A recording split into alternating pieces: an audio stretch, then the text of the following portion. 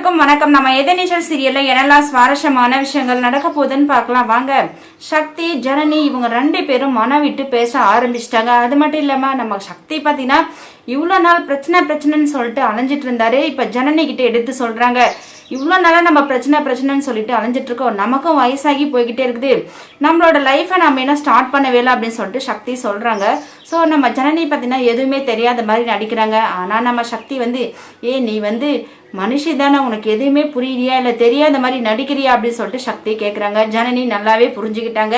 So இதுக்கப்புறம் நம்ம சக்தி ஜனனி இவங்க 2 பேரும் பார்த்தீங்கன்னா அவங்களோட வாழ்க்கையை வாழ ஆரம்பிச்சிட்டாங்க. ஸோ இந்த விஷயம் நம்ம ஈஸ்வரி, நந்தினி, ரேணுகா இவங்க எல்லாருக்கும் தெரிஞ்சால் ரொம்பவே சந்தோஷப்படுவாங்க. இவங்க 2 பேரும் சேர்ந்து வாழலாம் அப்படின்னு சொல்லிட்டு அவங்க 3 பேருமே ஃபீல் பண்ணாங்க. ஸோ இந்த விஷயம் தெரிஞ்சுக்கிட்டா எல்லாரும் சந்தோஷப்பட்டு நீங்கள் எப்போவுமே இப்படியே இருக்கணும். அது மட்டும் இல்லாமல் குணசேகரன் பார்த்தீங்கன்னா நீங்கள் இன்னும் குழந்தையே பெற்றுல, உங்களுக்கு குழந்தையே பிறக்காது அப்படின்னு சொல்லிட்டு இருந்தாங்க. ஸோ கூடிய சீக்கிரத்தில் அந்த சந்தோஷமான விஷயங்கள் எல்லாமே நடக்க போது. வாங்க வெயிட் பண்ணி பார்க்கலாம். இந்த வீடியோ பிடிச்சிருந்தா லைக் பண்ணுங்க, ஷேர் பண்ணுங்க, மறக்காம நம்ம சேனலை சப்ஸ்கிரைப் பண்ணுங்க. தேங்க்யூ.